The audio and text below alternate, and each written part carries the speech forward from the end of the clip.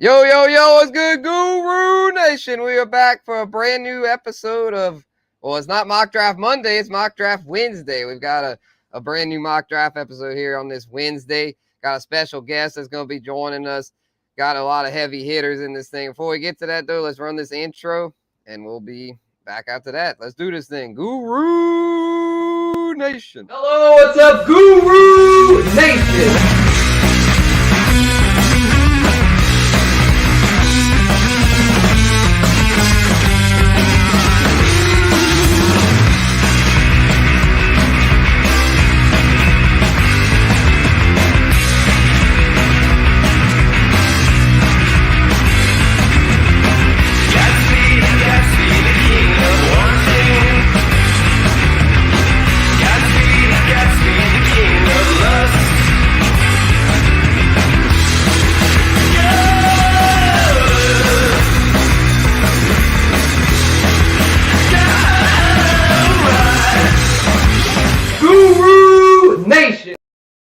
Yes, sir. You already know it, man. This shit's going to be lit. Another mock draft. And so let's get right into it here. I know everyone in the draft's ready to draft, so let's get these intros out the way here. We got our special guest here. He's in the draft with us. You already know him, man, from Instagram. Fantasy Follow. He's now a writer also for Dr. Roto, so go check out his articles, y'all. Justin from Fantasy Follow. What's good, bro? Spencer, back again. Yeah, glad to have you back, man. Yeah, mock drafts, ready to mock. We're getting closer here. Football's right here around the corner, and we got to start honing in on our fantasy season long drafts here. No more. It's not dynasty or best ball or anything like that anymore. It's redraft, and we got to turn all our powers and emphasis towards that now. So. Yeah, 100%. Yeah, now that the calendar's turned to July, it is officially redraft season. And I know a lot of y'all are looking to get in on these, including Scott here in the chat. Appreciate you tuning in, Scott. He's asking, are you going to start the draft after you start the podcast so some people can get in the draft with you? Well, to answer your first question, yes, we will be starting the draft. It's going to be live during the podcast, so we're going to be having the debate in the middle of the draft. We'll be drafting and then having the debate throughout. But as far as your second question, we've already filled the draft. We filled it through Instagram. We have a huge community over on Instagram, the Guru Nation, at Spencer the Guru on there. So if you want to get in, Scott, moving forward, make sure to follow us on Instagram at Spencer the Guru. Get in our group chat that we do. We usually do it on Mondays, so make sure to follow and get in on that so you can join these things in the future. Because yeah, we're hot and heavy into it. This is the time to, as I say, get in the gym. Yeah, you got to mock. You got to mock as much as possible. You know, it's time to start mocking and hammering down these ADPs and seeing where guys are going and, start to make those builds, from different positions within, the draft. Every position has like a different type of scenario that can unfold. So these mock drafts are just such good practice and reps, like you said. So. Most definitely. Well, let's get these reps in right now. 12-team PPR single quarterback for this one. Oh, let me hide this so I don't want people seeing my cue. So, but yeah, let's get into it now. We're going to get this thing going. Justin's going to kick us off with the first overall pick in 3, 2, 1. We're underway. All right, PPR. This is actually closer than you think. At least for me. I'm gonna go Jefferson here. I'm with you on that. Yeah, I would have done the same. Yeah, I mean, but McCaffrey, he is enticing there at the 1.01. Just especially, with position scarcity. McCaffrey you can make an argument there for him at the 101, but Jefferson just, the total package with volume and it's PPR. So go with him there. Yeah, it makes sense. And I see Chase going there at the number 2 instead of McCaffrey. I probably would have gone McCaffrey, but Chase, I was crunching the numbers today trying to do my overall top 25, and Chase is like he's definitely the number 3 for me. I feel like Chase, on a per 17 game basis, he wasn't too far behind Jets and McCaffrey to where I'm definitely okay with taking Chase up there. Yeah. I would say McCaffrey 2 and then Chase 3. Yeah, that's where I have it too. Yeah, I have it Yeah. like that. Hopefully, get out the way he can join here. He hadn't I was a gone yet. Niners But fan too, so I mean it's perfect. yeah, so yeah, well, he'll probably get McCaffrey here. autoed CMC, I would think. Yep. It's not letting me tag him for some reason. Let me see. Oh well, yeah, just well, I gave him CMC, so I don't think he'll be mad about that. No. Which I'm sure that's what he would have gone with anyway, being that he's a Niner fan. Yep. But yeah, Chase over McCaffrey, I could maybe see it because it's just with running backs. We all know running backs are more injury prone, and McCaffrey's had his share of injuries. I think he'll probably stay healthy with the Niners because with them, like he's touches, he'll be more efficient. He doesn't have to worry about as much as volume because in that offense, the efficiency should be there. And to where without as much volume, he should stay healthy as well as be more efficient. So I feel like he's definitely worth a top 3 pick, but I can see where it's an argument between him, Chase, Jefferson. It's all those 3 are definitely in the top 3 in my book. Because as we see here at pick 4 is where things vary a lot. And as see here, Tyreek Hill ends up going there at 4. A lot of times Eckler goes there, which I still have Eckler 4 in my overall rankings, but I can see Tyreek the Freak because he last year was right up there with Jefferson and Chase as far as this pure receiving production.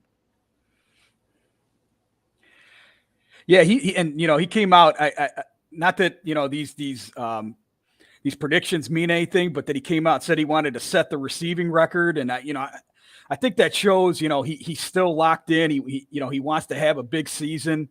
He's got a goal, a target there, and he's motivated. I mean, he came out and said that he doesn't want to play more than 3 more years, but he wants to make these next 2 to 3.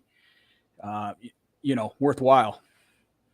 Yeah, for sure. Yeah, which I'm sure he will in that system. I'm in a tough spot here at 10. I've got 2 names I'm kind of torn on here, and I'm gonna do it. I haven't had any shares of him this redraft season, so I'm gonna take a chance on him here in this mock and see how I feel. JT baby, Jonathan Taylor at the 10 spot. Last year's 101, so I know his stock's fallen. It's a new offense there, but I actually like the offense they're going to be running for the running back. Shane Steichen is a power run scheme. Taylor and Anthony Richardson. It might be a little rocky to start, but I think once they get that thing going, it should be pretty productive. I know he was injured last year, but it was the same type thing. That ankle was a nagging ankle. He should be over that.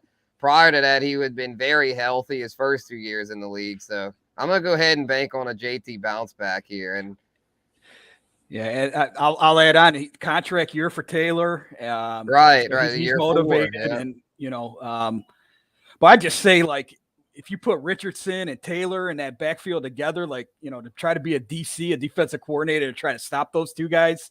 I mean, just athletic freaks. I mean, who are you going to pick to stop there? Good luck. Yeah, exactly. And speaking of, this is the running back episode. We're going to have some running back debates here coming up. I'm going to go RB.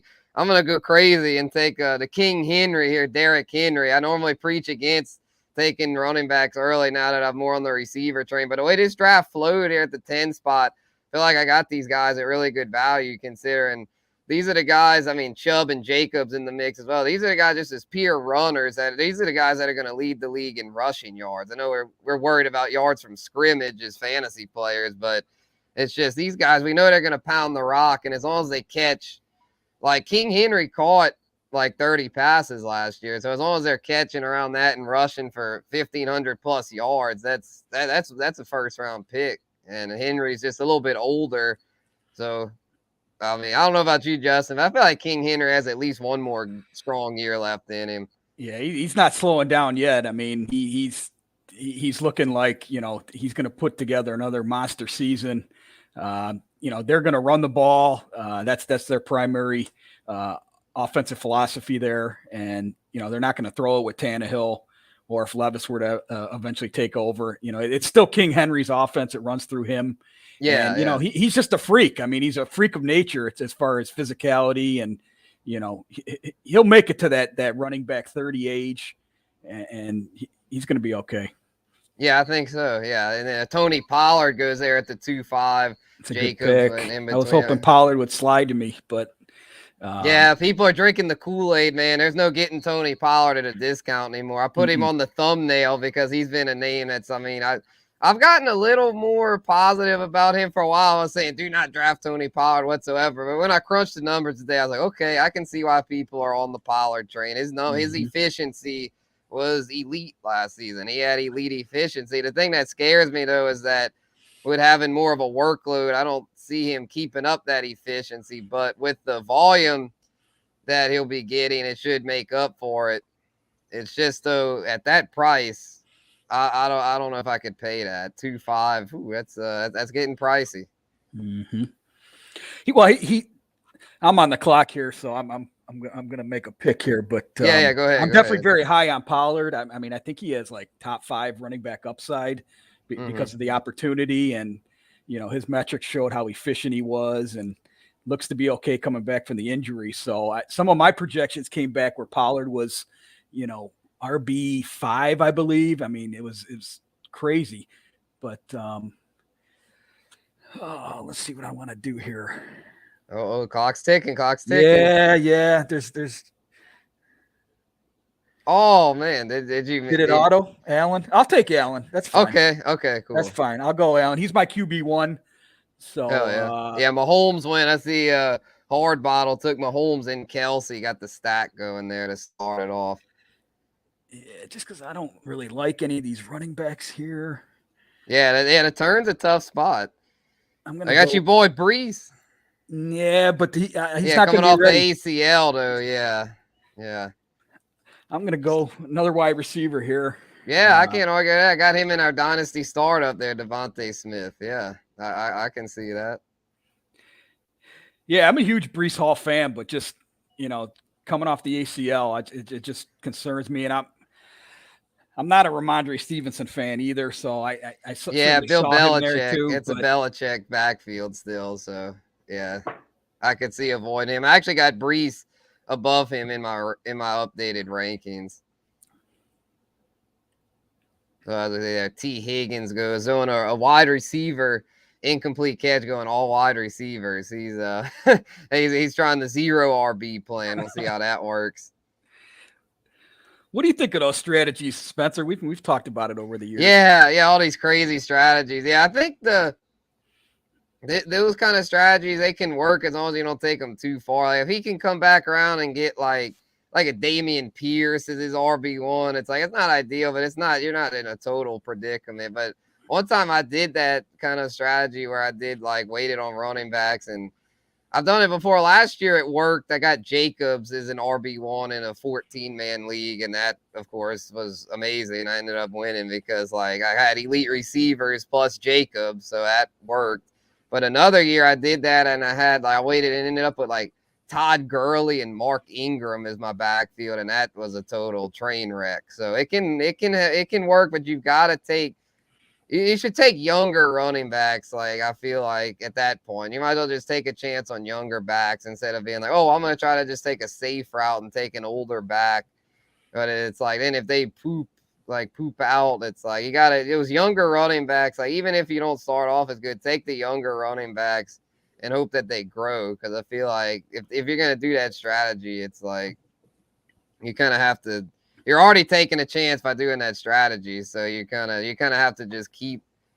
You got to stay consistent. I feel like there's no point in trying to play it safe at that point. You just gotta swing and hope you can find some gems. And I'm up here at the 310. Have you done that one before, Justin? That 0 RB? I know you're normally not a fan of those strategies. Not in redraft. I like to take best player available.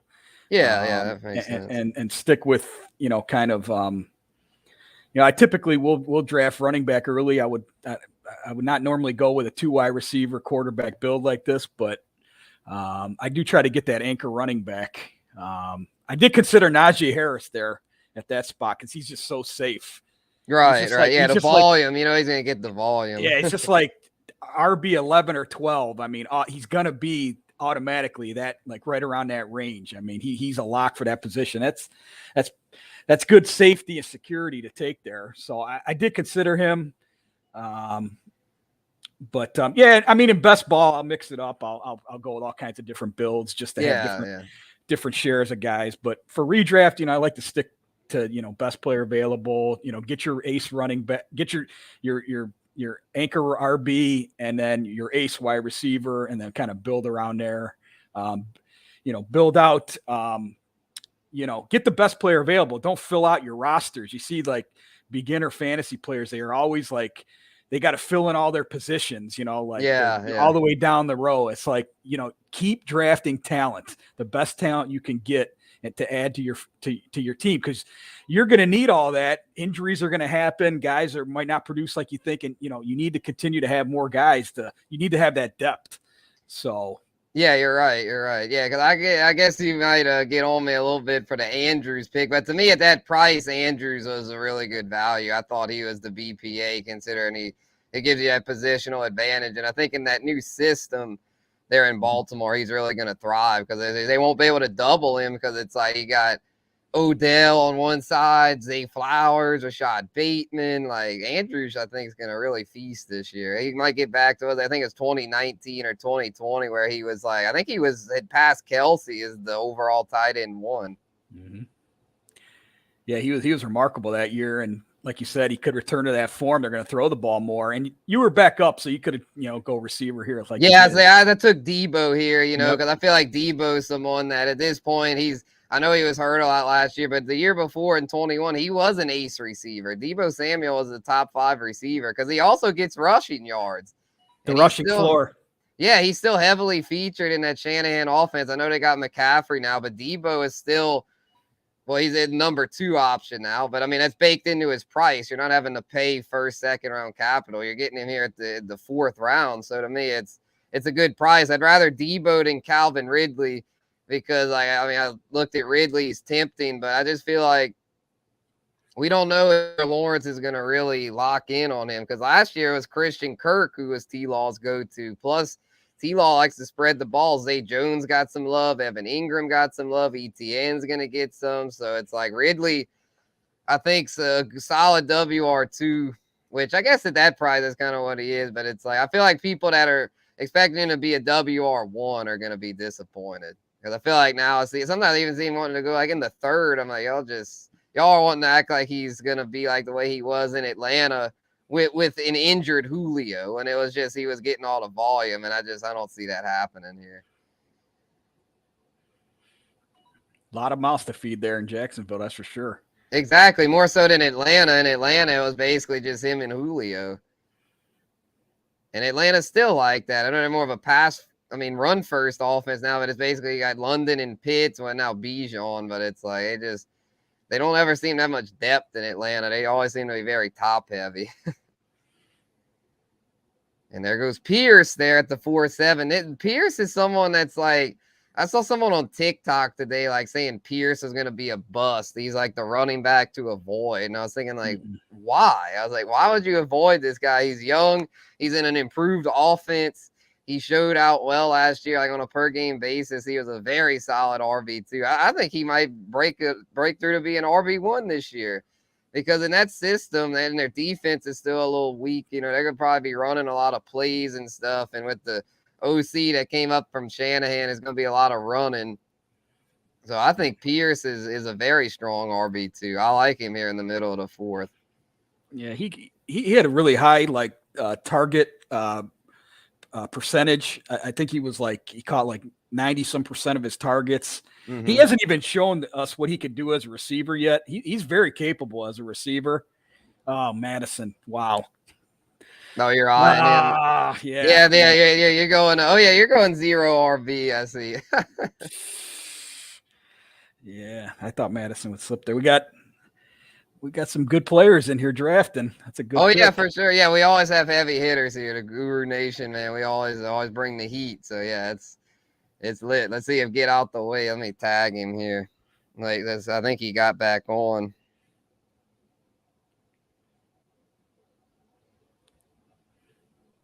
But yeah, I see. Madison's someone I know.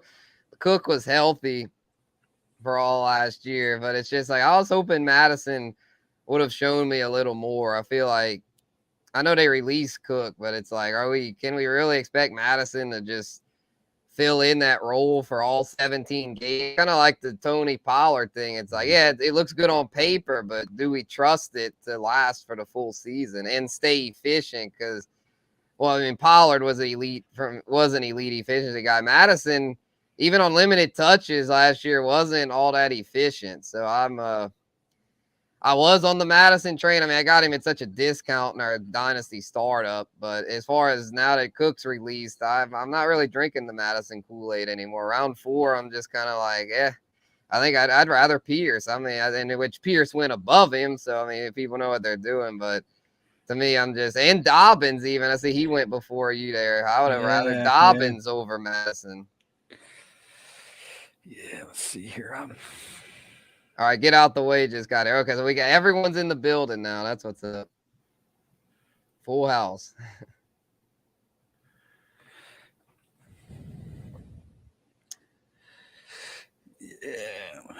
There you go. Let's see. There you go. Miles Sanders. That's who I would have taken. You know, I like Miles Sanders. I get him a lot on these mock draft Wednesdays this week. So I guess that's why I didn't get him. It's Wednesday this week. I only get Miles on Mondays. But yeah, that was smart because he's someone that in that system, like it's gonna be. I'm going to run heavy system, but they will run a good amount over there. I mean, Frank Reich. I mean, he was the coach with JT, and you know he's not afraid to have a workhorse running back. And Monty. Yeah, I'm going to double tap running back here. Just what up, because Britt? I feel like both of these guys are, you know, RB2s, but you know, I think like you can piece together, you know, both of them in the lineup each week. You know, I think Montgomery's being kind of undervalued right now. I think both Gibbs and Montgomery are being undervalued a bit. I think they're both going to be productive, and you know, I just think there's plenty to go around there. Much like, you know, last year there was with multiple running backs there in Detroit. Yeah, Detroit offense. It should be even better this year. Another year under was it Ben Johnson, I believe his name, the OC. Dan Campbell. They're establishing a culture out there. Goff's looking a lot better. He looks rejuvenated. It's a dome stadium. They get half their games indoors. So I like investing in offenses like that are trending up. Yep. Goff in the second half of last season, man, Goff is being so slept on because in the second half of last season, he really turned the corner, especially from an efficiency standpoint. He was pace. If you take his second half numbers, he was his per 17 was like 29 touchdowns and 2 picks. He only threw 1 pick the entire second half. Yeah, like you said, we love those dome games for fantasy. For sure. Those are a big part of the equation now. You know, more than ever, that's a big metric is a dome game. So. Yeah, I mean, like Olave, you know, at the Saints, Drake London. I shouldn't have said that name. That's something I'm hoping that he would fit. He still might fall, but like that's someone that I'm kind of high on right now. You know, guys that are in those, you know, good situations. And you know, Hawkinson, he's one that, you know, Minnesota's indoors. Like that could be a good spot. You know, just different CD Lamb. I like CD this year. I know you're going to pay up for him, but into the first, I almost took CD over JT because in Jerry world there, and you know Dak's going to sling the rock. Keenan Allen should bounce back. That's a dome stadium. What do you think of the Dalvin pick right after there, Spencer?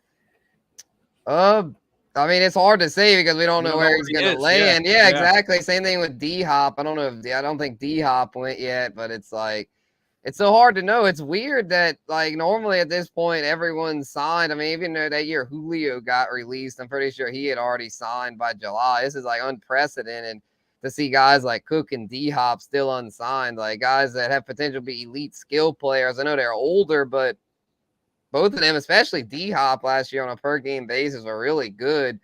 And Dalvin, he got his shoulder fixed, so where even if he's not quite as efficient, he's reliable. And, like, I just think they're being picky. Like, they've definitely gotten a lot of offers. Mm-hmm. Like, I know Dalvin's gotten offers from the Jets, the Dolphins. and maybe even the Bills. I feel like the whole AFC East is in the Patriots want Hopkins. I feel like the AFC East is eyeing them pretty hard right now. So it's and like he's got the offer from Miami. It's like, just take it. That's where all along I felt like he was going to go. So I mean, he's the perfect fit there. He's from Miami. He can go home. It just makes too much sense to me. Like you said, he is being picky. Yeah, he went to Florida State. Yeah, he's a Florida boy. So like, yeah, that would make that offense. That offense is already really nice. That'd make it even better. And Tua, like, I know Tua's got the concussions history, but like, man, if he's gonna be a QB1 when healthy. That'd be fun to watch with Cook added to the mix there for sure. Right. But there's some debate there that they'll still rotate Mostert in. They'll rotate Devon A-Chain, the rookie. Yeah. But I think like Jeff Wilson would probably be released fairly soon if they did get Cook. Yeah, he might not make the team. Move on from him, but there's plenty to go around in that zone scheme too. Miami Mike's zone scheme. So I hope it happens. I do. Mm-hmm. Yeah, I think it's the best fantasy spot for him, honestly. Yeah, I think so too. Yeah, because with the Jets, it's like, and when Brees would get healthy, he'd be just a backup. So to me, Miami would be the better fit. Yeah, please don't go there. Yeah, no, we don't want to ruin our Brees shares. Yeah, that would be a disaster. Because I mean, you already get Aaron Rodgers is there, so it's like we know they're gonna throw a good amount. I got Judy there at the 5'10". I feel like Judy's a solid WR2. The Sean Payton offense should be better, and obviously better than the disaster they had there last year. And even during last year's disaster, Judy was, I don't know if he quite got 1,000, but he missed a couple games. If he'd have played all the games, he would have gotten it. He was on pace for over 1,000. So even within that system, like in the Payton system, shoot, he might get 1,300 if things break right. Because Cortland Sutton, I'm starting to think Cortland Sutton's lost a step. Like, he's just not as good anymore. And then they got Marvin Mims and Tim Patrick. But like, I think Judy's established himself enough to where he'll have a prominent role in that system. Mm-hmm. See, what you're doing, Spencer, is you're doing what a good fantasy player does. They take last year and they wash that out. I mean, it's still a part of the equation, but you're looking ahead to this year. Yeah, definitely. A different system, and now you project what will happen, and that's what you got to do. That's absolutely right with Judy and Peyton there. That's a nice combo there, and I don't know if is Cortland Sutton even is he part of the future there? I mean. They say he's been studying Michael Thomas's film, so apparently they're going to try him in the slot, which could be good for PPR. But they drafted Marvin Mims was their first draft pick. I mean, they obviously have plans for him. I reading the tea leaves. I mean, I'm just wondering if Sutton's going to be a part of the future plans there. Yeah, he might not be, because like I said, I think he seems like he's kind of lost a step. So it's like. He just doesn't seem. He had that really good year, and I think he got injured, and he just hadn't really been the same.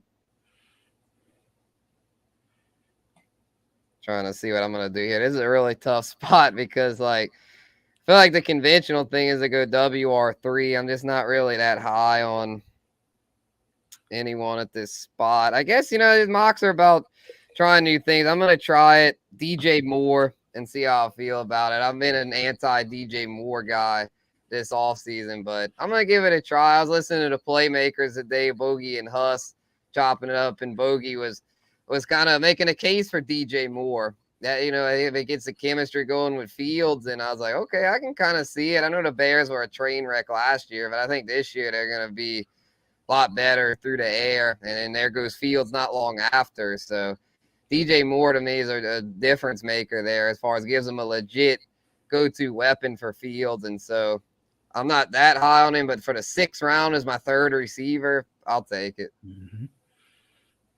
Yeah, somebody's got to catch balls there. And definitely, because DJ Moore, he's been a great player for many years, and Fields has to take a little bit of a step here throwing the ball. I mean, he can't run around like a madman the entire game. I mean, this guy's career won't last long. So yeah, they're definitely scaling back his rushing. There's no way he runs for 1,100 yards again. Like, come on, he might crack 1,000, but I feel like that's his ceiling. I don't see him.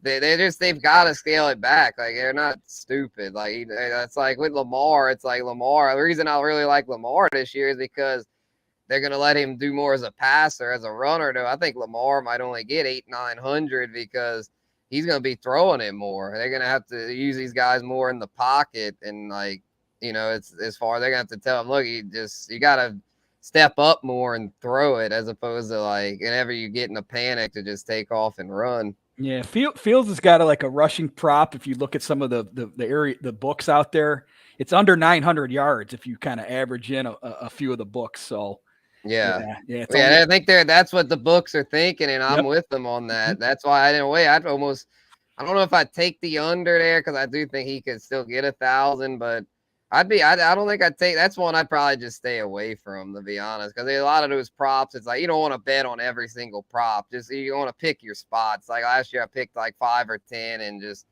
went with those and made some money, as opposed to trying to bet every single one.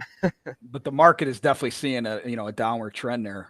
So yeah, it's just common sense. I mean, the common sense thing is that they're going to scale back his rushing, especially now that they've brought in a DJ Moore. They didn't bring in a DJ Moore to just have him just run routes and not catch anything. They brought him in to be a difference maker for their passing game.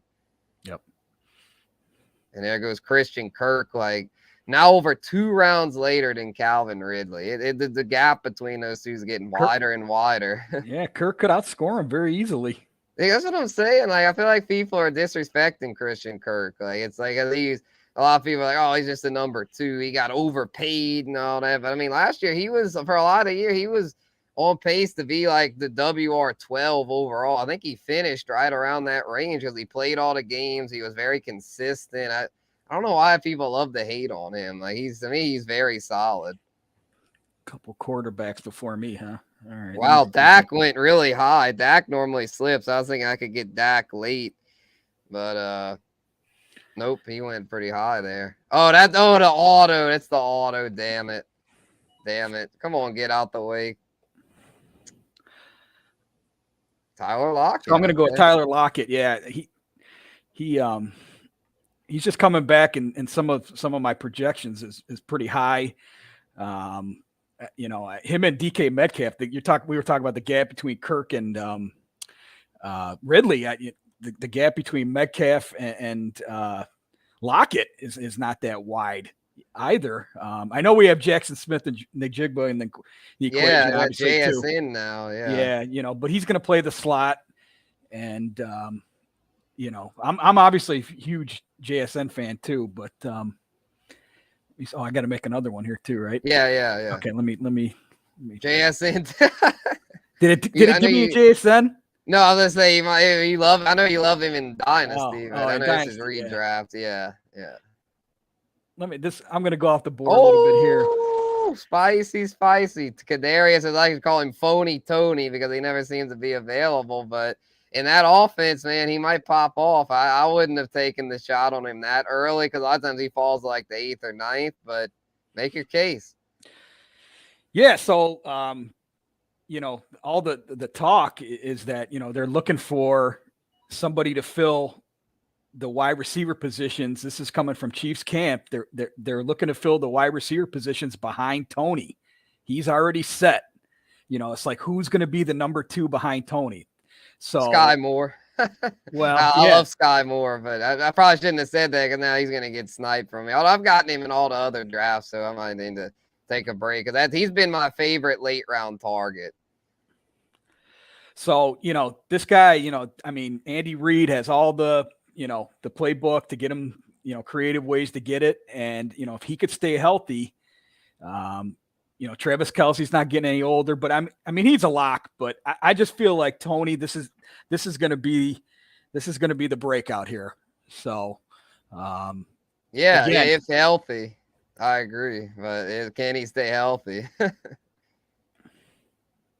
You feel like it's worth the risk? It's just a smash. I could see him, I could see him just, if they already are set with him being, the wide receiver one there, and they're looking for other pieces to fill out around him, that's good enough. That's good enough for me. Because Yeah, I I know hear he's you. going to be on the field, and that's what we want. We want him on the field in a Chiefs offense, and that's where the upside can come. Facts. Yeah, it's just the health history scares me. I'm not gonna lie, because it's like, it's one thing. I know he's a young player, and he might very well play all the games this year. In that case, he's a value. But it's just like, I get scared off by players that have such a lengthy injury history, especially like, he's young, but it's like, damn, if he's young and already picking up injuries at that rate, I feel like it might get worse. But it is just redraft. It's 1 year. I just need him to be a 1 year rental. I definitely am not messing with him in dynasty, but for redraft, I could see it, because like you said, in that offense, if he does happen to stay healthy, he's a lock for, I'd say, for 1,000 yards plus.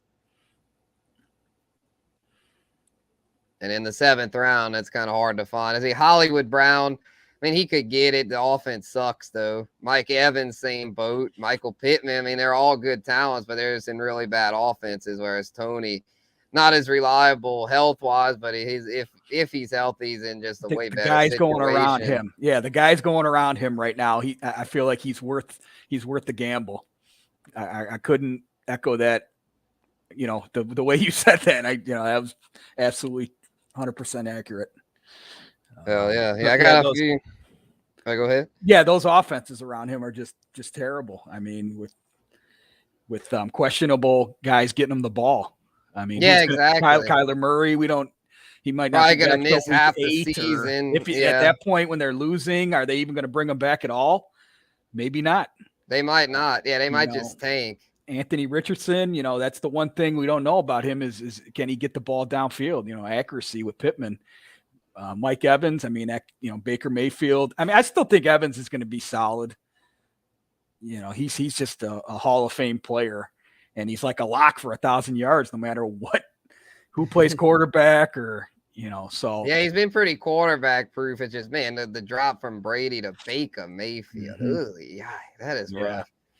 Baker could be Mayfield, Kyle what a Trask at some point disaster. too, man. Like if that happens, like was he even any good at Florida? I mean, he was all right, but it just, I mean, the system, it was a system that was kind of like a very college-esque system that's just kind of like didn't really translate well to the pro game. I know this would be, that would be his 3rd year. This is his 3rd year, I think, in the NFL. Has he played a game? I mean, I don't even But know. he hadn't even played a game. He had been Yeah. the 3rd string, the freaking Blaine Gabbert. He couldn't even beat out Blaine Gabbert. At least Jordan Love was able to beat out the Packers veteran backup. I'll give him that. Whereas, like, I mean, Kyle Trask has shown nothing. And we know what Baker Mayfield is. I mean, you're a Browns fan, Justin. You know how much of a clown show Baker is. So that offense, I think that might end up, everyone's getting on the Cardinals as being the worst team.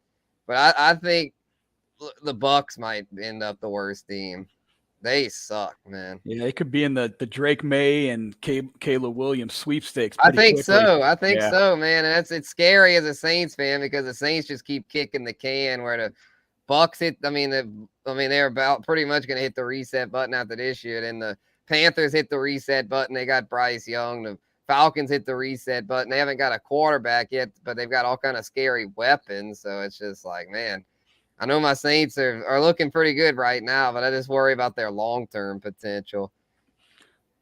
Yeah, I see they got pretty good odds to be, division winner and all that. Yeah, I pretty good. know. I think for the short term, they should be okay. The thing is, though, Carr's solid. Yeah, Carr's a solid player. I hope Go Carr ahead. I hope Carr is better than I'm thinking. I'm thinking Carr is going to be kind of underwhelming. I mean, I think he'll do enough for him to win the division. I just don't see him being like a great fit like some people are thinking. I hope I'm wrong, but I don't know. To me, he's just mid. Like he's just not really a difference maker. But the thing is that the Saints have been like below mid, below average at quarterback the past few years. So I guess I'd rather that than than sucky. So A couple good picks there right before you, Spencer. I think. I know. Yeah, I wanted Gibby. I was gonna go Yeah. Gibby, but then I decided I'll take a chance on James Cook and hope he gets more involved this year. Love that Jordan Addison pick too.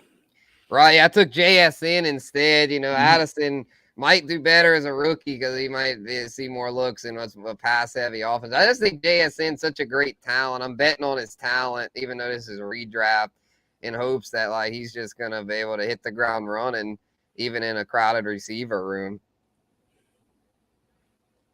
He will. He's going to. Yeah, he's Yeah, going to have some weeks. You're going to have to find the weeks, though. That's it's probably going to be like Garrett Wilson from last year. He's going to have some dud weeks, but he's going to also have these like blow up weeks. I feel like Olave was more consistent. Yeah, he was the only show in town. I mean, JSN's got to compete for targets, obviously. And Wilson early on. Yeah, Wilson early on was competing with Corey Davis, but yeah, he isn't in the level of Metcalf and Lockett. That's but the thing is though with JSN, he's gonna be in his own. He's be in the slot role. He'll have his own thing. Like it's not like he's gonna be competing with them on the outside. Like he's got his own role carved out. I saw something on Fantasy Twitter. I don't know your opinion on this. I thought it was kind of crazy to say that Geno Smith could be like take a step back. He could be like a regression candidate here with. After adding JSN, I didn't see that. I don't know. Yeah, I think Geno is pretty good for redraft. I don't really like him for dynasty because of his age. Yeah. But I think for redraft, I think he could string together back-to-back good years. I don't think he'll be quite as good as last year. But yeah, adding JSN, it can't hurt to where it's like the thing. I don't see him being as accurate as last year. Like his completion percentage is going to drop back to reality, I think. But even with that, they're going to be throwing there. Their defense is still a work in progress, and they've got a good system there, a good passing game. I definitely think Geno is still in the QB1 conversation. I don't have him ranked currently in the top 12, but he's right there. I mean, he's right there with like Daniel Jones, Jared Goff, Tua, Kirk Cousins. Like that group's all very interchangeable. Yeah, I think I had him at like 14. I mean, it's possible there's only a few points separating, to get to a couple spots up, so it's very close. But I sometimes you read that stuff and you're like, I don't know how he could be a regression candidate when they've added a good weapon like that. Yeah, they just say stuff on there, and they do it on TikTok too. It's just I see right through it. They do stuff. It's like they have a content calendar, right? And they just have like different things. All right, so on this day, I'm gonna make a video on how much Geno sucks, or how much Geno is gonna regress, or I'm gonna make a video on why Dameon Pierce is the running back to avoid. And they just try to put everything. Like they try to fit a square peg in a round hole, and then at that point, you just end up looking like an idiot. All right, let's see here. I've been in that boat though. I kind of like, in a way, I kind of sympathize with them because it's like, to me, if you don't like, if you want to get like super huge, but that's why I appreciate the community we've got here, even though we're not like the biggest in terms of numbers and subscribers. I feel like we've got such a core base here that's really loyal and dedicated to this stuff and like really loves it, to where as long as the community keeps rocking with it, I'm cool to just keeping it pretty chill like this and not worry about being a clout chaser and being like, oh, I gotta go get 100K on TikTok and all this. Man, I'm very thankful for the community we've got, man. I'm not gonna sell out, and simple as that. I'm not selling out. The Guru Nation is here to stay.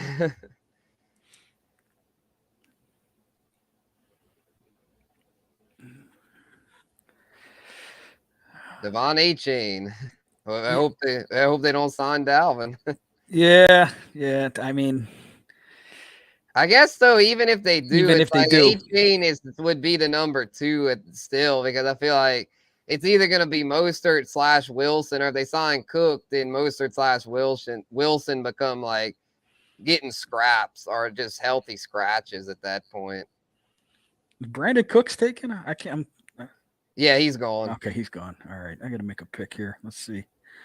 Yeah, a lot of receivers went there in that 8th round. Elijah Moore. Okay, one of your brownies. Yeah, a little bit of a homer pick there, but I mean, if Deshaun's back, I feel like more, he could have some weeks.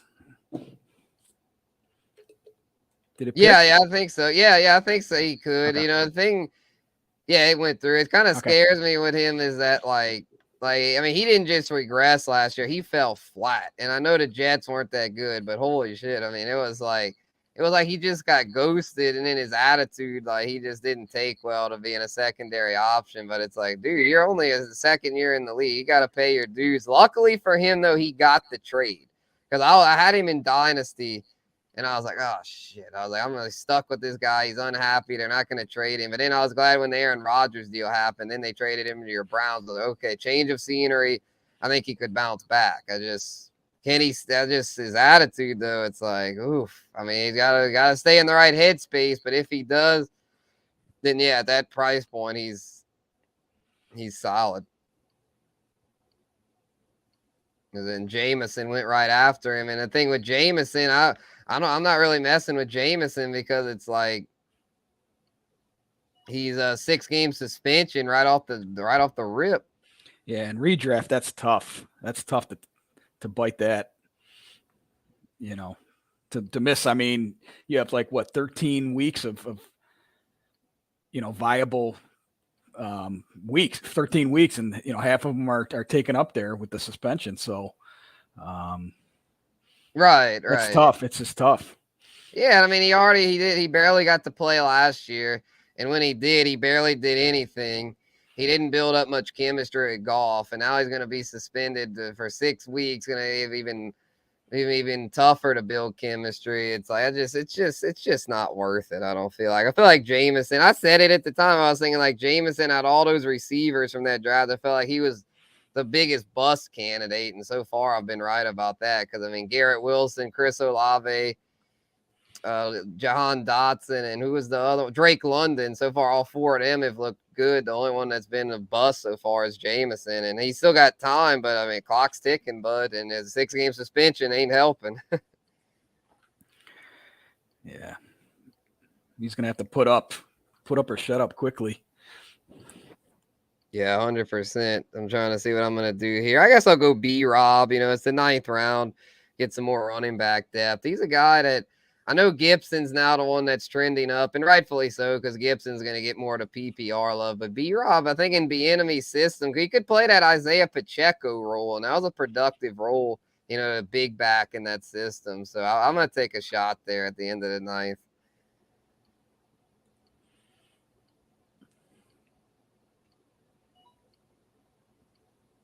Let's see. Oh, Elijah Mitchell. Okay.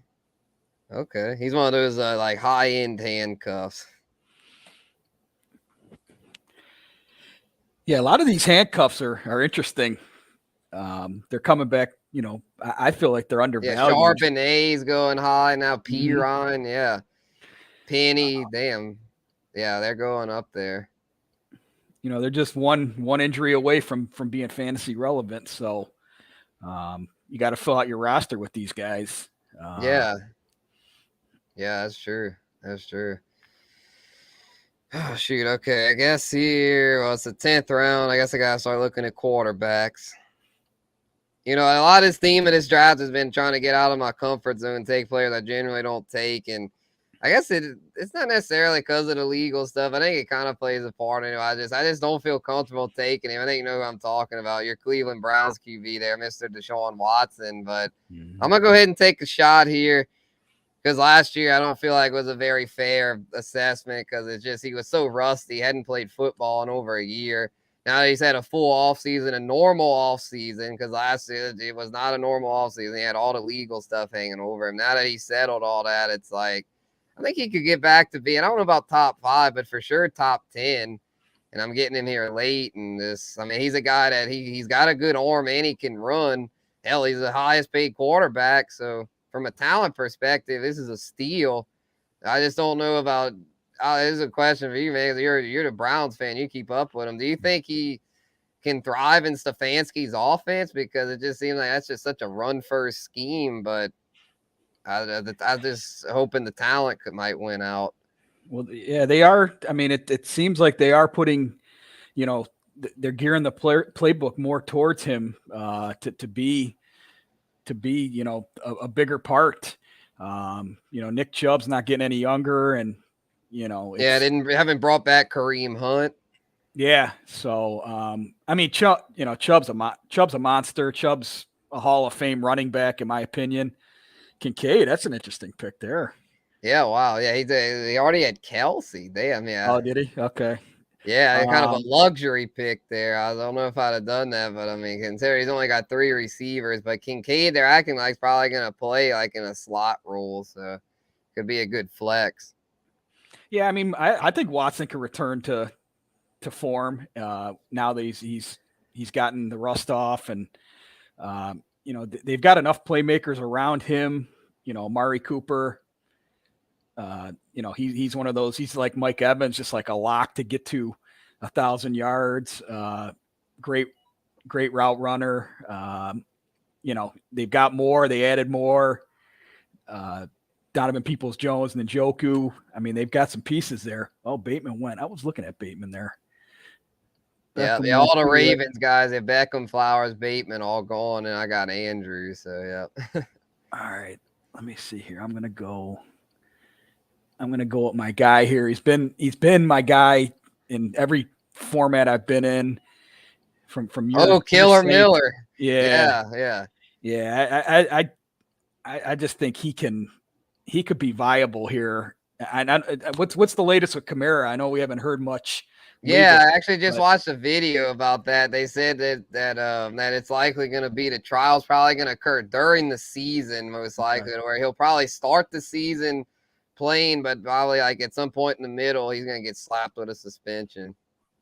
Okay, and then that brings Miller right into play right there, right when we need him. He starts getting his feet underneath him. Yeah. Jamal Williams is a backup. I mean, he's brought in, he paid him decent money, but he's a backup, and he flourished, and he had all the touchdowns last year. We all know about the season he had, but Kendre, I just am so high on him.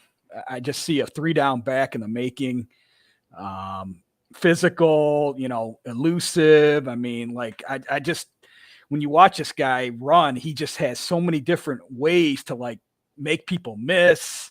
It's just one of those guys that get excited about, I feel like, because the talent is so high, and the skill level as well. So if what you're saying, if Kamara misses time all of a sudden, it's sky's the limit there for Miller.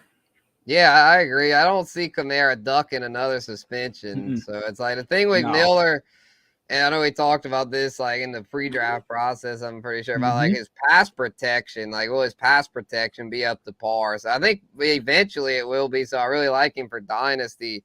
Redraft, though, it's like, will he be able to be on the field for all 3 downs? So, I mean, it's possible, but he's going to have to learn quick. Yeah, because he didn't do much at TCU. They didn't throw to their backs much, so he didn't have to do much pass protection. Yeah, he can catch.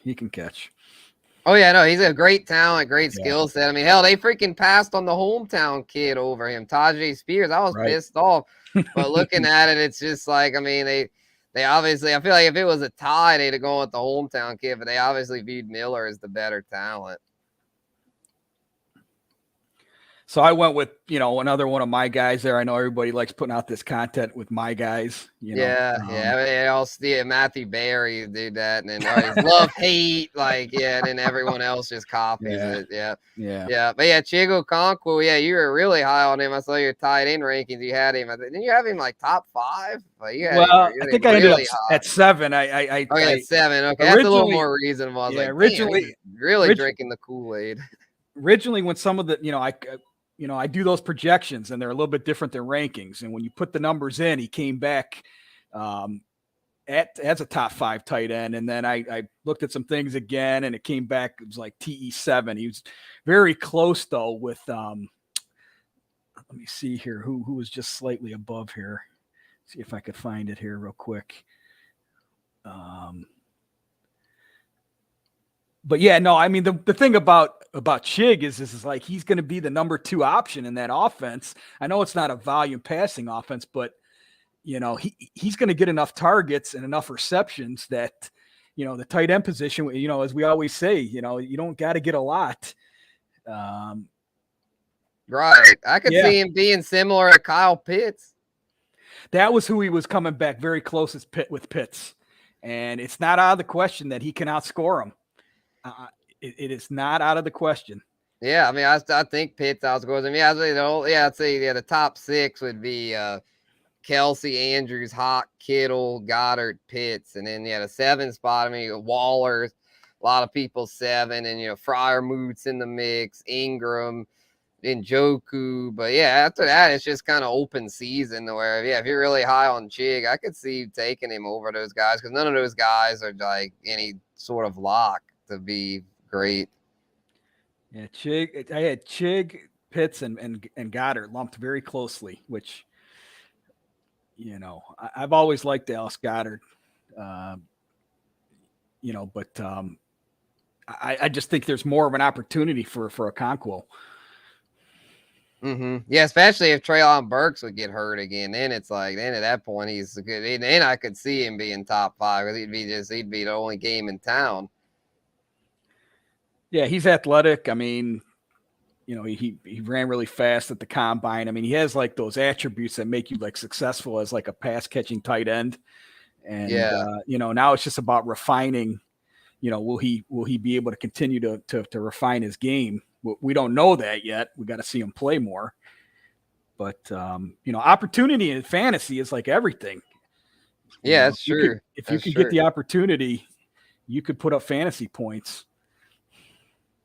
100%. Yeah, a lot of times it comes down to opportunity. I mean, guys that, like, for example, like Romeo Dobbs. That's why I took Romeo Dobbs. I mean, Romeo Dobbs, I think, is an okay talent, but his opportunities there. Because outside of Christian Watson, Green Bay's got nothing that's reliable. So they've been hyping him up in camp. He's been their Jordan Love's go-to guy. So at this price, I feel like it's worth taking a shot. Yeah, I read that Love seems to be honing in on Dobbs.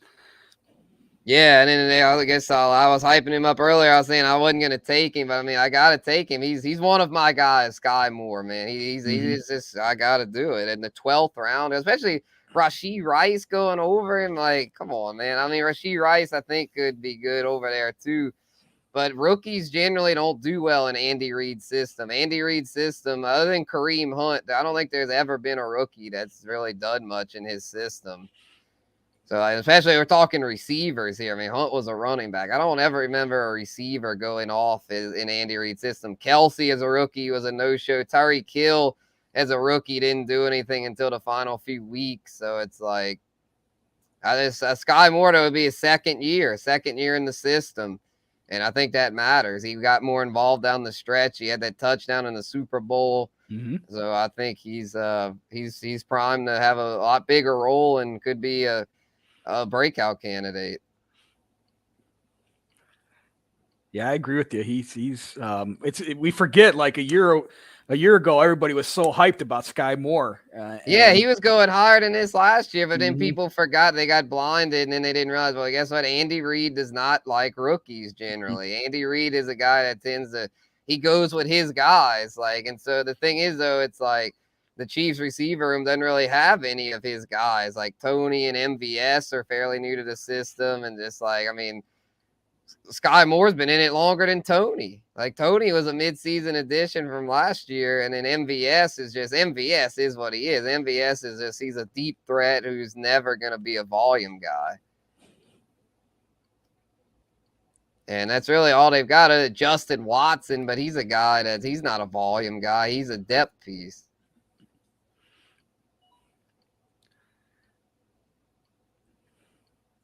Devin Singletary. That's a name that. Oh, and he can't. That's smart. He handcuffed him with Pierce. That's smart. Okay. Yeah, because it's like that's the thing I was saying about Pierce. Some people bring up, oh, they brought in Devin Singletary. It's like, are you really gonna be scared by Devin Singletary? Like, come on, I'm not scared of that. Pierce is the guy. Give me a break. Devin Singletary is okay, but he's a change of pace back. He's not a primary back. He's good. He'll be good for what he is. He'll be a decent fit in their offense. It'll be like Devonta Freeman, Tevin Coleman. Like it'll be like, Singletary will get us some scraps, but like he's Yeah, not gonna get enough to be relevant. yeah, he's just going to be giving Pierce a blow. That's really going to be it. I mean, he's been giving him, you know, time to rest. Honestly, I mean, Yeah, yeah, he'll be involved, but yeah, he's not going to steal anything from Damian Pierce. right. I mean, if the offense was better, I'd be like, well, maybe both could thrive. Like Mm-mm. for some of those years with the Falcons, Coleman would thrive too. But I mean, that offense is still a work Not in good enough. progress. Yeah, not good enough. Yeah.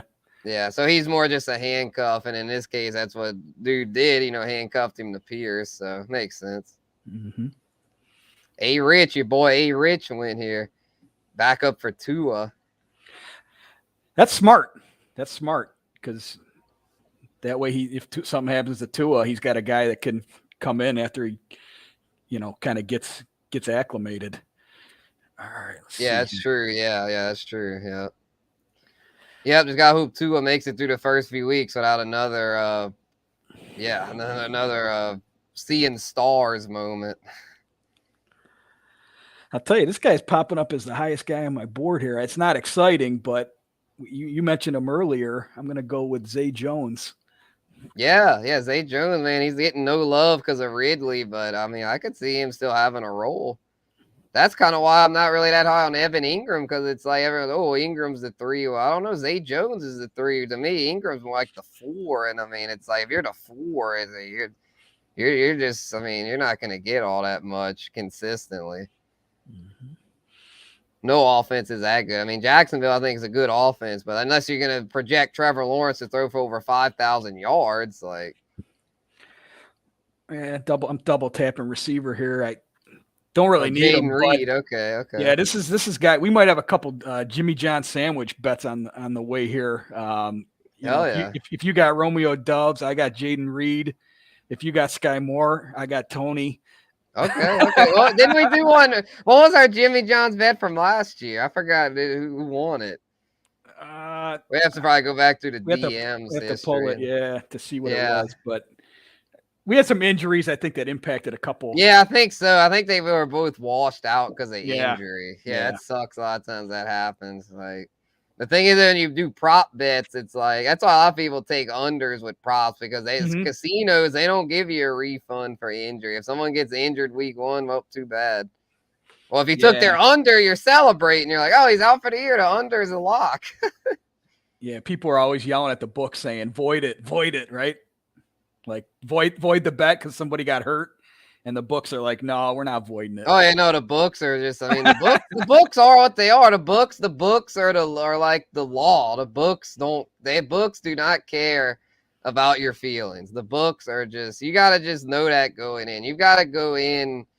At least for me, I'd go in when I make a bet. I'd try as much as I can take emotion out of it. You do it, think of it logically, because emotion and the books do not mix. The books are they lines are all auto-generated. Yeah, you got humans that help tweak it if something's a little off, but like mostly those lines they spit out, that's all auto-generated with advanced metrics and all that a human couldn't even do, and they're just, I mean, it's like that's why I like we have a community here. I like that we've got a sense of community because, like, I mean, I have sports bets some here and there, but I just don't like the thing I don't like about it is that it's just you versus the book, where with fantasy it's you versus the homies. Like, so that's why I'm still more on the fantasy train. But I mean, it's just, you can do both. I mean, it's cool to do both, but I just, just different preferences. Like, and I just, when I get into something, I like to kind of like, get a little emotional about it. But when I sports bet, it's just like,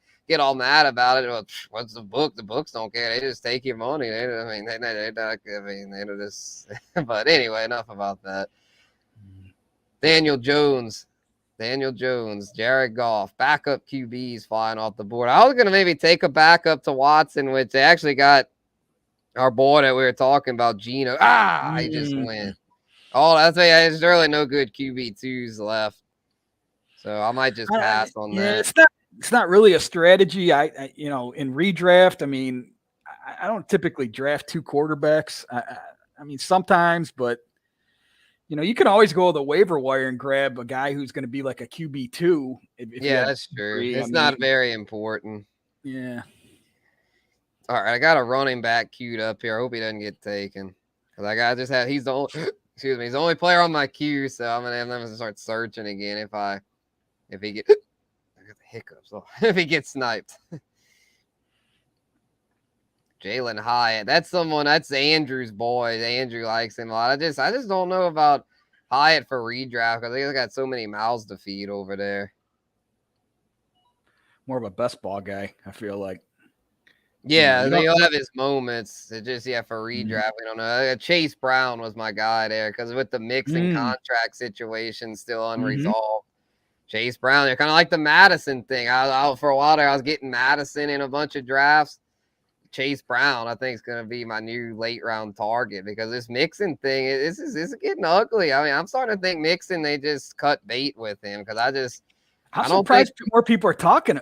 I agree with you. It seems more people should be talking about it. Yeah, that's one thing I get on Smitty a lot, but I'll give Smitty credit on that. He's been on that and then saying about how you should avoid Mixon. And yeah, it makes sense because it's like if he gets cut, he's downgraded. Like if he leaves the Bengals, the big reason why Mixon's appealing is because he's into an elite offense. If he goes and signs with like the damn Cardinals or some bullshit, or Bucks, like one of those down bad offenses, he's not going to be nearly as valuable. No, his efficiency really went down. He looked like kind of like a shell of himself. Yeah, it's kind of like Dalvin Cook. I mean, his overall stats were solid because he got a lot of receiving work, but it's like his rushing efficiency was down. Yeah. So it's like, he better be careful what he wishes for. Because if he ends up leaving Cincinnati, I think his career is going to go to hell in a handbasket. Quickly, could be quick. Yeah. Yeah, especially he's still. I don't think it's anything that bad, but he still has, I think, a legal thing hanging over him. Yeah, I don't think I think we've talked about this before. It's like, man, like just you got to keep your. I mean, stay out of trouble. I mean, you're in the public realm. You got to stay out of trouble. Yeah, it's just hard to with these guys when they get millions of dollars thrown at them, and it's like, and you can think you're bulletproof and can do whatever you want, and it's just like, I mean, it's not how the world works, but it's just tough for some guys to realize that. But I don't know. I don't want to try to, I don't want to go too far down that rabbit hole. But I think y'all get the point. It's like just try to simple as if. I know it's easier said than done, but stay out of trouble. Yeah. And for fantasy, Mixon's definitely a risky fantasy asset. I mean, you don't have to. Yeah. I'm be not a genius messing to with that. Figure that out. Yeah. What are we doing? 16? So we got 14. 14, just 14. Okay, so that's our last pick. Okay. Yeah, I'm trying to decide who I want to cap it off with. I usually have at least one Saint, so give me Shaheed. I'll take a shot. I know he's probably more of a best ball guy because he's a big play guy. But I mean, in the 14th round, like, why not? I mean, if something, hopefully nothing would happen to Olave, but if something would happen to Olave, he'd then be in for a volume role. Or Thomas. I mean, Thomas hasn't proven to be healthy much. Yeah, that's probably the one that'd be because then he'd be the number 2. Yeah, just say that's something we need to keep an eye on. If Shaheed can learn the slot role and just be more like a big slot. And I was gonna draft Brown. Nice pick. Okay, yeah. Chase Brown, man. That's someone that we're high on, man, with this Mixon news. And what up? Bakes a lot. Yeah, we're gonna have playmakers later tonight, bro. Come pull up. Irv, that used to be a favorite of ours, but I don't know about you, Justin, but I'm off the Irv train. I can't. That train is just I can't do it. I think we might have another Jimmy John sandwich on that one. Oh, you're back on it. Yeah, with the Bengals. Do you think Burrow, it could be something with Burrow? I mean, Hayden Hurst was okay. It's just Irv's still young. He's still young. Yeah, we might have to put a Jimmy Johns on that one. I'm not messing with him. All right. I'm like, it's a Sam Laporta. We could do Sam Laporta versus Irv. I'll take a shot on the rookie. All right. Yeah, I'd do that. Cool. Yeah, cause I think Laporta, I actually almost took Laporta instead of Shaheed. I normally don't take a second time, and especially when I take one as high as I did Andrews. But like Laporta, I think is going to do pretty well as a rookie. I think he could do well early because Jameson's suspended.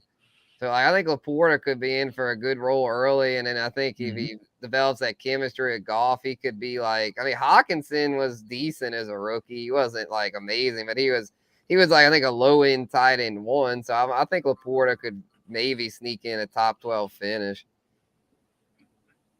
Very possible. And then Jawan Johnson, another one of my Saints. The Taysom Hill thing scared me about Jawan Johnson. I was higher on Jawan, but with Taysom Hill, I think he's going to be more involved as a receiver. To where I'm just saying they brought in Foster Moreau, who was a guy Derek Carr worked with. That just I mean I like Jawan, but I don't really like him for fantasy because it's just the tight end room's just too crowded. That's a good point. I didn't think of that.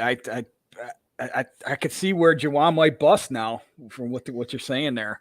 Yeah. I mean, you're getting him basically for free in these redrafts. But yeah, if you're having to pay any sort of price, or it's like a 2 tight end league, and you're thinking, I could get Jawan, it's like a really good second tight end. Or it's I don't know, that's probably not going to pay off because it's just too many mouths to be. Especially because with Foster Moreau, he's in remission. His Hodgkin's lymphoma is cured, so he should be a full go. And like I said, he's a go-to guy for Carr. Carr liked going him, especially when Waller was hurt. So let's see. What do you guys think of Bijan's dynasty value? 2024 first or more? I'd say, yeah. I wouldn't sell Bijan. I mean, that guy he's a generational talent. I'll weigh in. There's a couple guys you just like you can't give. There's not enough picks to like trade them for, and like Jefferson and Bijan are even with like offering 3 firsts. I mean, some of these you don't know when these first round picks are going to be.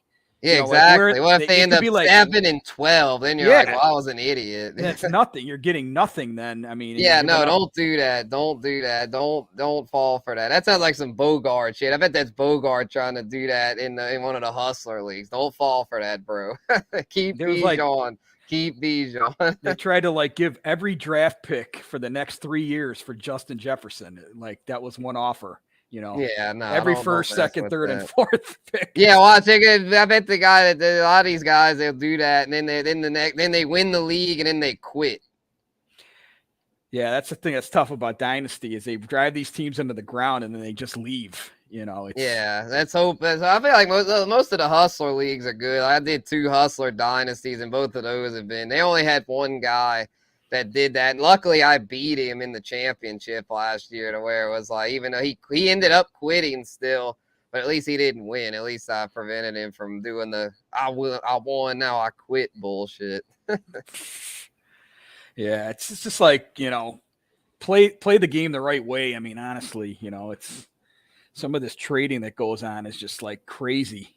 Yeah, and then the thing with Hustler, he keeps it in line. He said if you make a trade, like if you do a 2025 first, you got to pay 2025's buy-in. Oh, yeah. Or 20, if you try to do future shit, you got to pay the buy-in for those years. So that helps keep it in line. Yeah. You're on the hook. Exactly. Yeah, that's the thing with that dude. The dude that quit, he had done 24s or 23s. That way, he ended up out some money because he paid ahead to like do those trades, thinking he was going to profit by winning the league, but Guru Nation took care of him. he was saying in the group, in the league chat, he's like, you better bring the whole nation. And I was like, all right, bet. Whooped his ass. I was week 17. I had freaking Eckler. I had the Brady Evans stack. I kind of did the win now approach in that one. I lost Brady. I ended up having to make a trade. I got Jordan Love to kind of restock there in that league. So, but yeah, I had Brady and Evans who went off the last week. Then I had Tyreek Hill. Tyreek Hill went off. Lockett. I think I had Lockett in that one. He did well. Geno. I had the Lockett Geno stack. Nice. Those dynasty championships they feel good to win because there's a lot of work that goes into them. Yeah, especially year round and those are the IDPs too. That made it even crazier. But the IDPs ended up being like I did well with the IDPs. I figured out the strategy for that, and so a lot of it you just gotta load up. Linebackers are king in those IDP leagues. You gotta get a lot of those like tackling linebackers, those linebackers that Mhm. get like 100 solo tackles. Like that's the ticket in IDP. At least the way we score it. Yeah, you were asking me about making our dynasty league an IDP league. I said I'm just not there yet. And some of these guys won't be there yet. Yeah, I liked it. I was like, I liked it. I wouldn't like hustler leagues. You got to start like 9 IDPs. I'd have been down to just do like 4 or 5. Do like a DB, a DL, a linebacker, and 2 flexes. Mm-hmm. But anyway, let's grade these things here. I'm gonna grade these squads. We'll start off. I guess we'll start with Justin's here. He's got Jefferson and Allen. Ooh, man, that's a good start. Devontae Smith, Miles Sanders, Montgomery, Lockett, Tony, A-Chain, Elijah Moore, Kendre Miller, Chigo Conku, Zay Jones, Jaden Reed, and Ty Chandler. Okay, yeah, in case Madison bust. Mm-hmm. Solid team. I'll give it I think it's a solid B. Yeah, kind of the running backs. I mean, the running back's kind of rough. Yeah, it made it weird there when I didn't go running back with. Yeah, I have to bump it down to a B-. Now I'm looking at the running backs. Yeah, that running back room's kind of rough. Yeah, so that's what happens when you don't get that ace, that stud running back at the beginning. You're playing catch up. Mm-hmm. If you had it to do over again, would you have taken like Najee or Ramondre instead, or Etienne instead of Allen? Probably Najee is who I was. Yeah, that would have probably bumped it up to like a B+.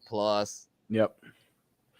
But all right, Nathan. That's why you do these. You got to do exactly. Yeah, it's practice. Yeah, so I always tell people when people get offended about my grades, no, don't get offended. Just view it as like I'm just learning. It's nothing personal. I'm just giving my opinion on what you should do to try to get better. That's all you can do at the end of the day, I feel like. Yeah.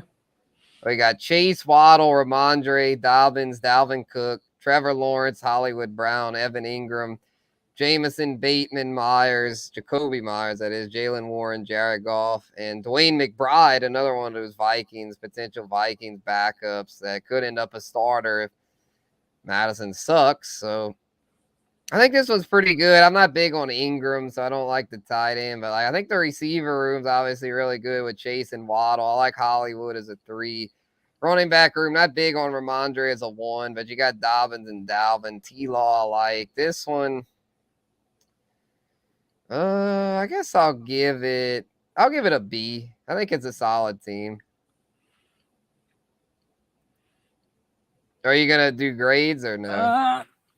You don't have to if you want to. Or just give your take on it. Like JD from Heart to Start, he wouldn't give grades. He just would give a take. Yeah, I mean it's pretty solid. I mean Stevenson, Dobbins, that's a good start there. Chase Watt. I mean Lawrence. Yeah, I mean it's a solid. Would you give it a B? Yeah, I mean he did well. I think he did pretty well. Mm-hmm. Well, get out the way. We're just gonna. I mean, just for this, he gets an automatic F. Burrow and Dak and a single QB, and then Hawkins and Pitts. Come on, man. That's you fucked up, dude. That's just no. You can't build a team like that in a single QB. I'm sorry. You just can't do it. I mean, look at this. This is a disaster. I mean, let's be real. This is a disaster. I'm not even going to read it off. I mean, and he's got 2 Saints. That's how y'all can know I'm not biased. He's got Olave and Thomas, and I'm giving it an F. Yeah, I mean, just doubling up there. It's you can't catch up. Yeah, the thing is, I think he was autoed for like half the pick. So normally, I'm sure he'd have done better than this, but. That's what happens when you auto. A lot of times you get screwed.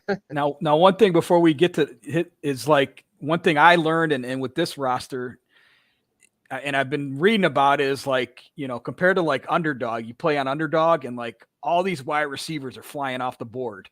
And then you get to these drafts and it's like running backs take on a bigger premium in redraft. So you got to attack running back early on. And I think, we're already seeing that with a couple of these. So, but go ahead.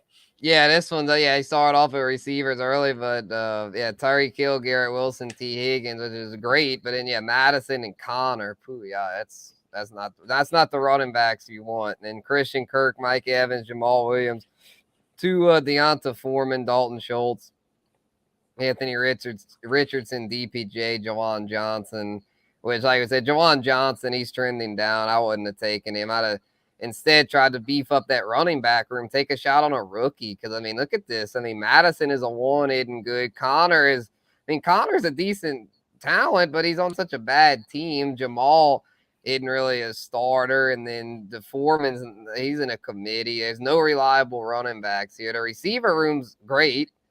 But then you got Tua, who's like, I mean, with the concussion history, he's not a very trustworthy one for quarterback. And then Schultz, we don't know what his role will be in Houston. So yeah, to me, this is I gotta give this a C minus. I don't like this. I mean, the receiver room's great, but to me, he's weak everywhere else.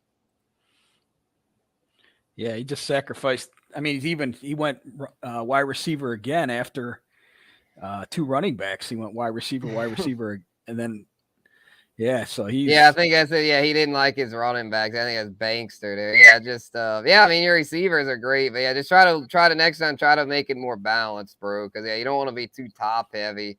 You don't want to be relying on trades right away. Because the thing with trades, you got to find a partner. It takes two, and if you're the league, sometimes leagues, like especially with sharps, they don't want to trade, especially, if they're not going to trade unless they think they're getting an advantage. So you don't want to come out of your draft feeling like you've got to make a trade.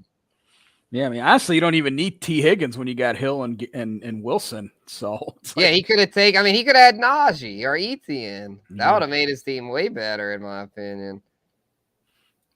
So let's see, Joseph up next. Joseph's one of our loyal mockers. He's here pretty much every week. He's got Eckler, Adams, Najee, Christian Watson, George Kittle, Justin Herbert, Michael Pittman, Zay Flowers, Rashad Penny, Damian Harris, Darnell Mooney, Rushan Johnson, Danny Dimes, and Sam Laporta. Pretty good. I like the start. The first 3 were really good. Adams, though, is a one, like with the Raiders, it's might be a little shaky. Watson, though, I like. He's very efficient. The receiver room, it is a little weak. Pittman's iffy. Flowers, we don't know how his role will be. Mooney, I mean, it's not bad, but like in the depths, a little lacking. I do like the start doing in Herbert and Kittle. I mean, he's strong at running back, and he's strong at tight end and quarterback. So it's not bad. I'll give it I don't know. I'll go B minus because I'm not that big on the bench. But because I mean, Penny, Harris, kind of his backfield depth's a little lacking, but pretty good team.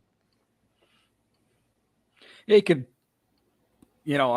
push him even to a B. I mean, it's pretty good. I tend to be hard on Joseph because he talks a lot of shit, so I'll probably grade him a little harder than the rest. But no, he did good here. He did better than last week. Last week I really got on him. I gave him like a C minus or something, but no, he did better this week. This team's very solid. Marty, what up, bro? We're gonna be live on the Hustler channel and a few for playmakers. But appreciate you tuning in here, bro. We're just grading these mock drafts here. Marty's from Minnesota. He's a Vikings fan. Let's see. This is a Harbottle up next. He's got Kelsey, Mahomes, Etienne, Pierce. Ooh, that's a spicy start. He did the Chiefs stacked. And Drake London, Mike Williams, A.J. Dillon, Brandon Cooks, Khalil Herbert, Dalton Kincaid, Adam Thielen, Devin Singletary, Geno Smith, and Jerome Ford.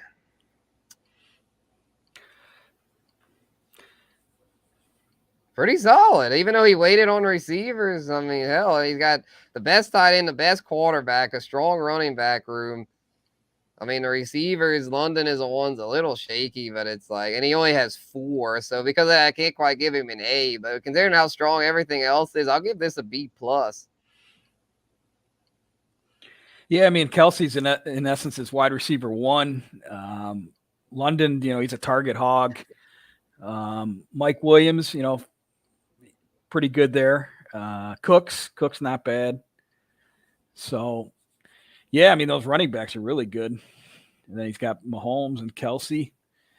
Yeah, that's a competitive team there.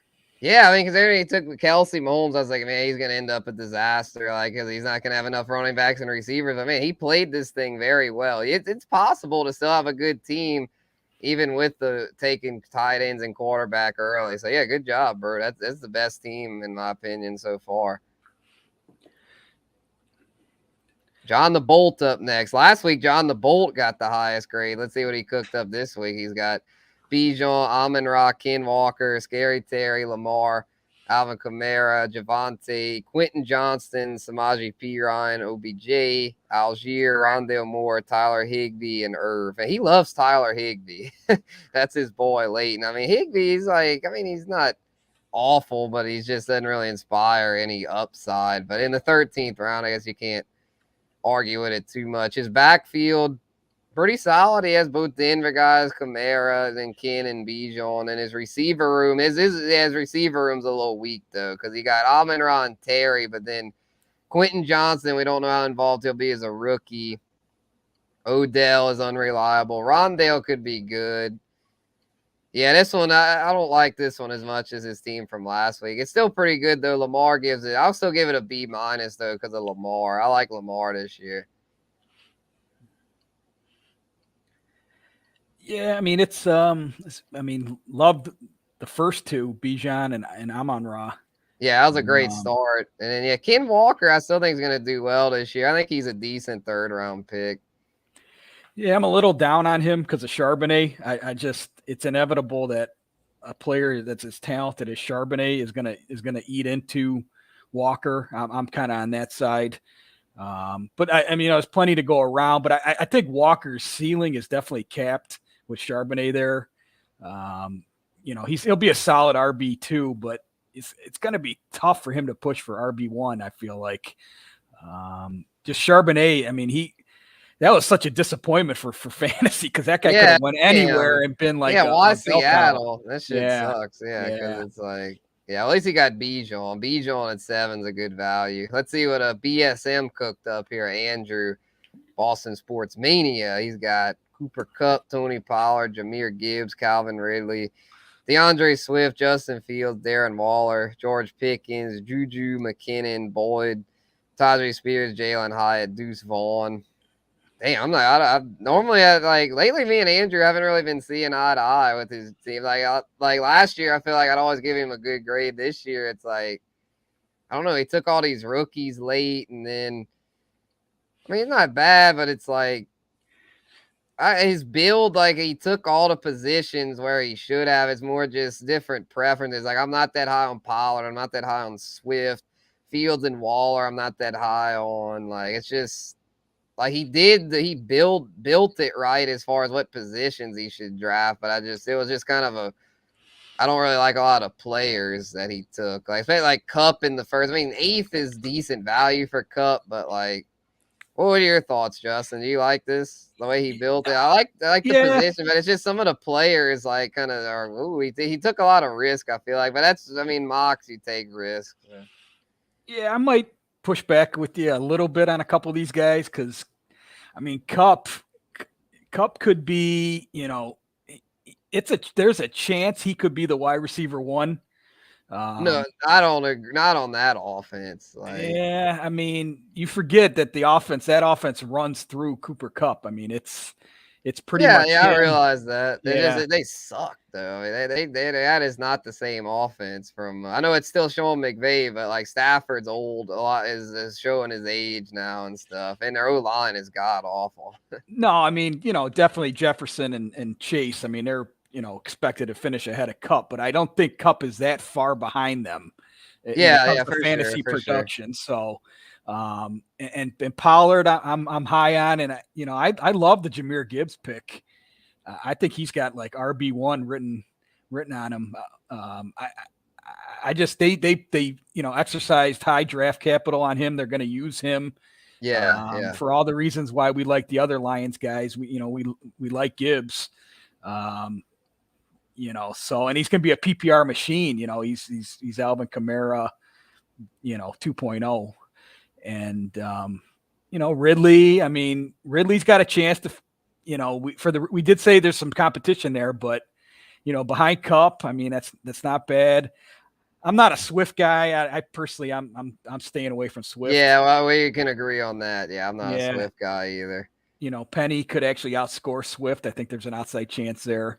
And then I like, Fields, for fantasy, he's great because he runs. And then Darren Waller's got a chance here to, be that wide. He's going to be, Dime's number one target. And, those wide receivers there's nothing there to worry about. And, Waller, he could be top 3 from the tight end position, I think.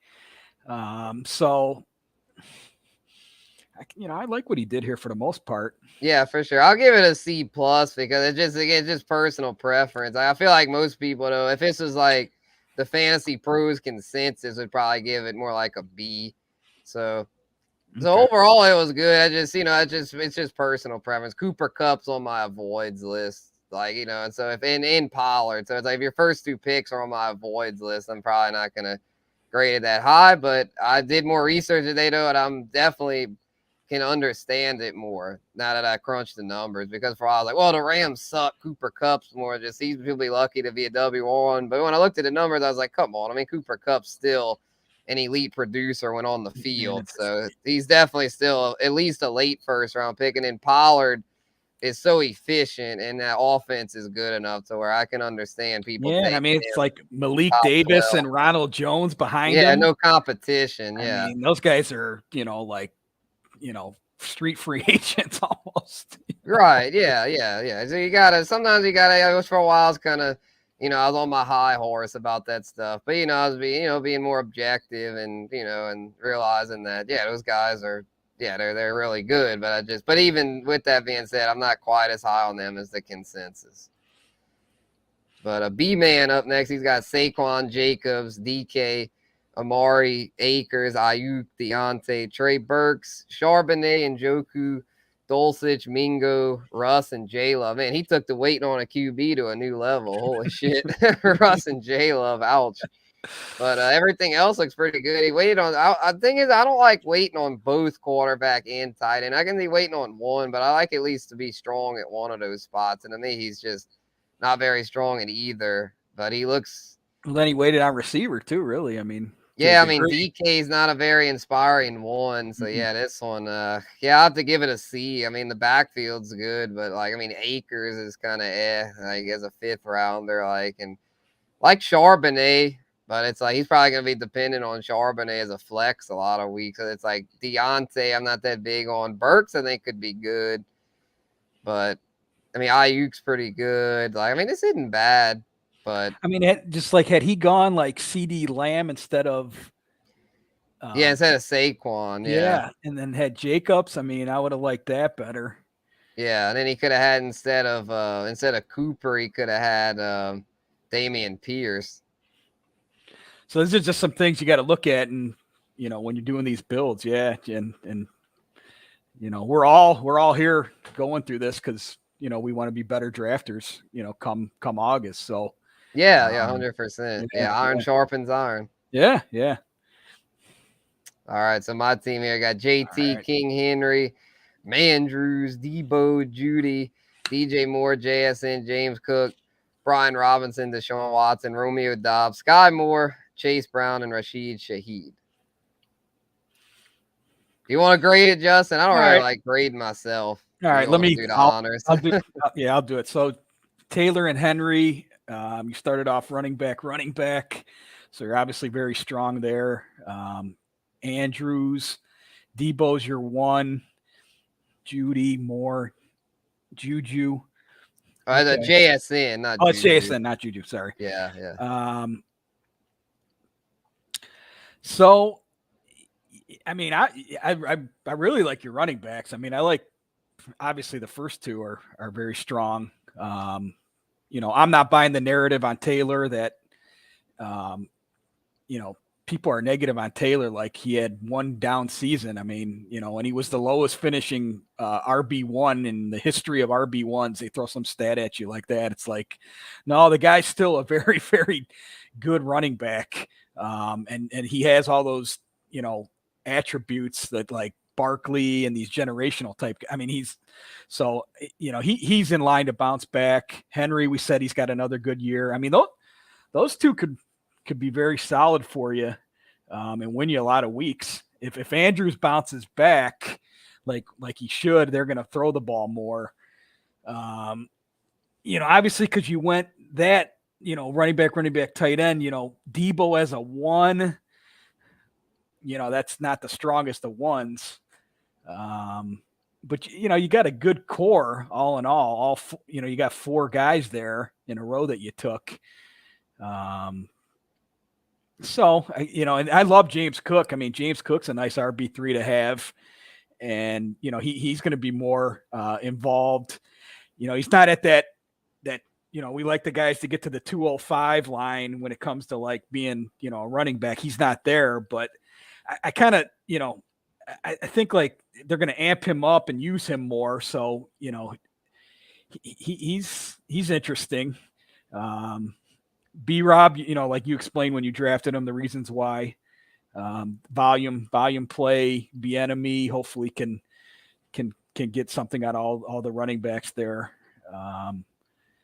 Watson, yeah, I mean you took kind of some different lines here on how you went about building it, but yeah, it took some chances, man. I figured it's worth a shot. I try to get out of my comfort zone and take some players I normally don't take. Mm-hmm. So Sky Moore, Romeo. Yeah, I mean, I give you a solid B. Okay, I'll take it. As I know you're tough. I know you don't just give out fluff grades. Yeah, I'll take a B, man. I'll take a B. Yeah, I mean, appreciate it. Yeah. Hell yeah. What would the Debo thing that was keeping you from giving it higher? That's just him as a 1 just scares you. Like, would you have gone with a receiver there instead of Andrews? Like, the thing is, though, who could have Keenan Allen? Like, I don't know. Yeah, I mean, you could have considered Garrett Wilson there over Henry, I think. Okay. Yeah, something. Or Amon-Ra. Yeah, maybe Amon-Ra. Or the PPR guy. Yeah, I would have gone Amon-Ra. Yeah, maybe. I almost did that, but then I was like, you know what? I'm going to try it different here and do the King Henry just to see how it went. But it had AJ. Yeah, looking back on it, probably would have gone Amon-Ra. I'm sure you would have taken AJ Brown had he slid one more. I mean, look how kind of like you were saying, how you would have probably gone Najee instead of Allen if he had to do it over. Mm-hmm. But Marty has a question for us. He said he traded Cam Akers in a 3rd. I'm guessing that's a 24 3rd for James Cook and Sky Moore. What y'all think? I think that's it. But yeah, this is dynasty if he's worried about future picks. Yeah, that's a good dynasty move, I feel like, because I feel like Cook's got a brighter future than Akers, because I don't like the Rams offense, and Akers has the Achilles in his past. And then Sky Moore, I think, is going to be better than what you'll get for a 3rd. So I like that deal. Yeah, third's in essence like nothing in dynasty, really. So yeah, you got 2 guys that you could use there, and I'm not high on Akers either.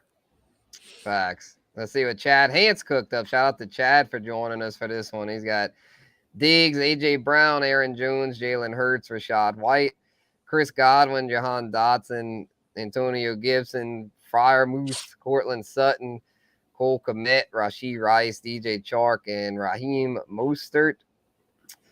And the running backs, I'll just say from their week. Like, I mean, Jones is a 1, is like, I mean, he could be worse, but he's more of a 2, I feel like. And then White, I just don't like the offense. Gibby, though, is a 3 I like. That's the only thing I like about his backfield. The receiver room is strong.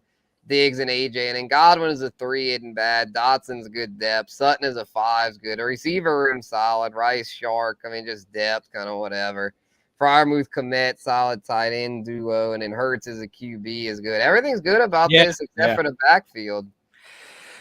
Yeah, I mean, Aaron Jones, he's fringy RB1. He's close. So it's not terrible what he did here. I do like some of these pieces like you said with Gibson. I think Dotson's going to ascend. Yeah, Bieniemy. Yeah. Yeah, I'll give it a B-. Like, it's not quite a B, but it's a good team. Yeah, I mean, Diggs and Brown, that's leading the Charger. That's good. Hurts, he's a dog. Yeah, got the stack there. Yeah. Rashad White, man, I tell you, he could catch passes, and they're going to be down. Yeah, he might get those greasy PPR looks. So With yeah, it Gibby, could I be mean, okay. Yeah, might be. Frymuth's a solid tight end. Yeah, no, this team's I pretty think good. Maybe even a B. I might bump it up to a B. This is Chad did good work here. Yeah, he did. And Chad, the only thing I would say is maybe instead of like taking a Sutton or Komet there, a second tight end, maybe grab like a rookie running back there or somebody like a rookie wide receiver, like a flyer. You add that to your list there. Chase Brown. He said he would have taken Chase Brown at Odd Not. That would have he'd have probably gotten the B instead of me had he done that. Throw another rookie running back in there, and I think that's you're looking pretty good.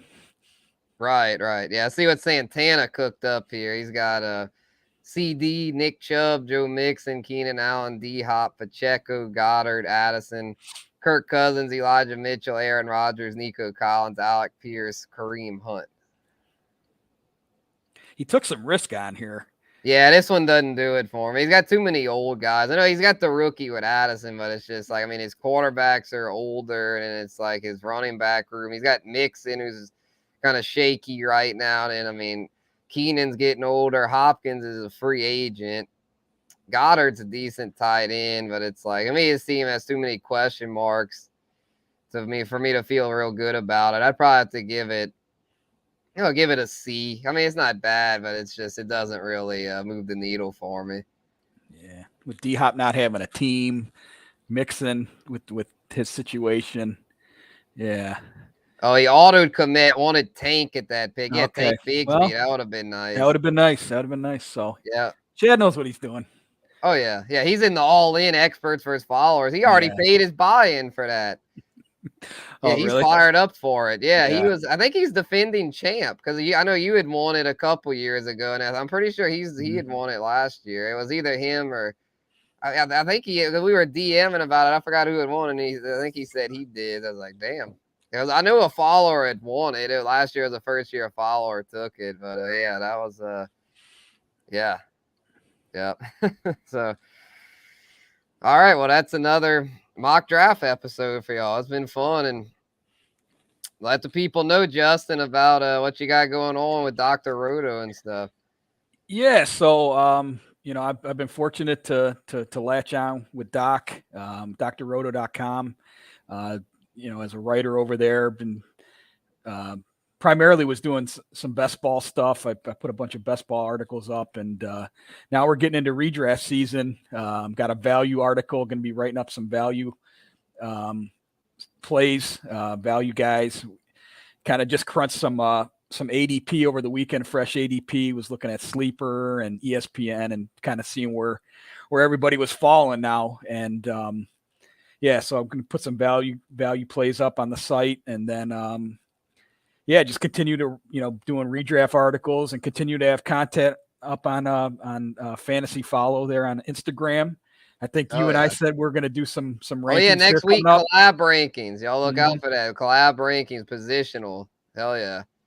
Yeah, so that we'll put up our side by side of kind of where we're ranking guys, and it'll be good. And just start drafting teams, and we're going to be drafting teams and football. I got to set the stage. Yeah, we'll do our July ranks and probably come back and do some more in August because there's going to be a lot changing with training camp and stuff. So yeah, it's lit. Y'all got a lot going on. So y'all know where to find me at Spencer the Guru on all platforms. So with that being said, we're going to sign off. This has been Spencer the Guru and Justin from Fantasy Follow here, bringing y'all to Mock Draft Wednesday. Thank y'all for adjusting for Monday, and we'll be back. The plan is to be back this coming Monday with a brand new episode. So until then, we'll catch y'all later. Peace.